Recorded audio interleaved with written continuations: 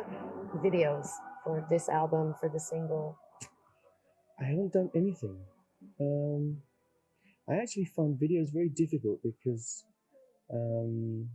except in rare, there are some great videos. There's probably about half a dozen what I would call great videos that add to your kind of perception of a song. But a lot of them, for me, become an image which spoils your own internal image of a song. I've always had a problem with that. So I've been nervous about making videos for this album because it is something very much in the mind. Maybe we can do it, I don't know. But also, we made the decision we would get out and play, and playing is the best thing, if you can do that. And hopefully we can do that. We're supposed to be musicians. Oh, we're supposed to be musicians. Come on. Yeah, well, people forget. I forget too, And I have a mountain to climb also because I haven't done it for 6 years. Yeah. I've played with people on the stage sometimes. But not in the as a spotlight guest. like that. Yeah, that's right. And it's a big thing, and it's a big challenge. I can imagine. Especially singing, because I can play guitar all day, and I love playing guitar.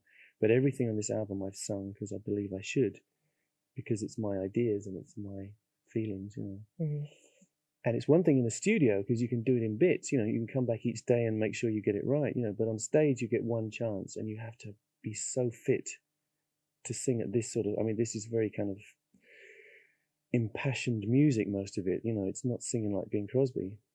I have nothing against Bing Crosby, but this is all very kind of from inside. Yeah, most of this I'm stretching myself to the limit. So to do that for 2 hours on stage at night is tough, really tough.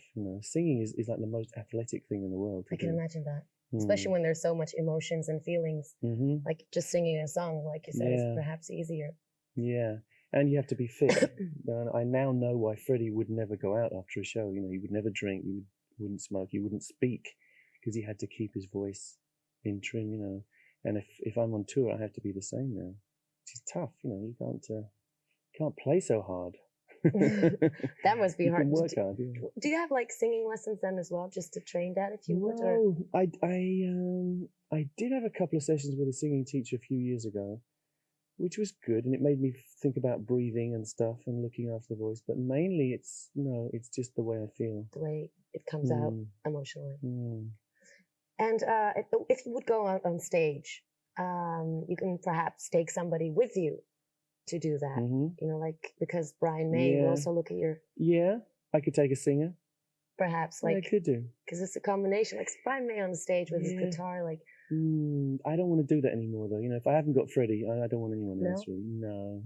And I did that for 10 years, 20 years of my life, maybe more. I don't know. And it's great. But, now I have the opportunity to put the songs across personally and make that contact with an audience. It's incredible. It's like an eye-to-eye thing, And I sort of became addicted to it on the last tour. It's incredible. It's difficult. But it's you get something back for it as well. It's incredible, yeah. It's an amazing feeling. Probably hypes you up all the way. And what about doing writing, producing for other artists? Is that something that you want to do? I've done some of it. I've produced a few albums for other people, but I find the commitment is so huge. You have to spend realistically 9 months of your life to make a good album, whether it's your own or someone else's. And nowadays I find it too much, and life is very short. I'm very conscious of that now. I have all this stuff that I want to do, to sing and to play, songs that I want to put across, and there isn't enough time. So unless there's a miracle, and something comes along where I'm absolutely blown away and I have to produce this artist, I don't want to do it anymore. I like doing my own things. That's what I'm here to do, I think. And it takes up a lot of your time. It takes all the time. How long did it actually, did you record it in parts, this album, or did you, once you go in the studio, you record an album? No, it used to be that way. We used to record an album in 3 weeks or something. But now, I spent 6 years living with this thing, and I have a studio at home, and I did it all at home. And I suppose that's a luxury, but it means you can just go in when you really feel like you've got something to say or to play. And it also means you can throw stuff away, like if you decide to make an album in 3 weeks, you're stuck with it. You make it, you put it out. But the way I've been doing it now, if I don't like something, I can take it out and replace it, or I can change it and stuff. It's like painting a picture. It's like having this canvas in front of you, big canvas, and for months or years you can keep putting little brush strokes on, and eventually you think, okay, it's finished now. Yeah. Okay. So it's a luxury to be able to do that. Well, you're doing a very good job at it. And Thank I you. must say, it was really, really great having you here. And there's a little Thanks, thing I want Isabel. to tell you about the Music Factory. We started 3 years ago. Yeah. And the first video that people got to see Yeah.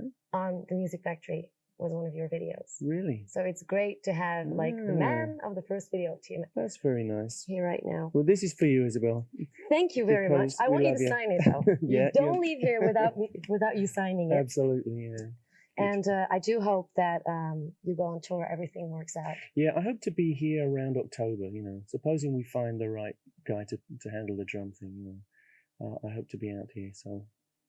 Good luck with that, and I will hope that everything works out. Thank you so much for being here. Isabel. Brian May. Thank you.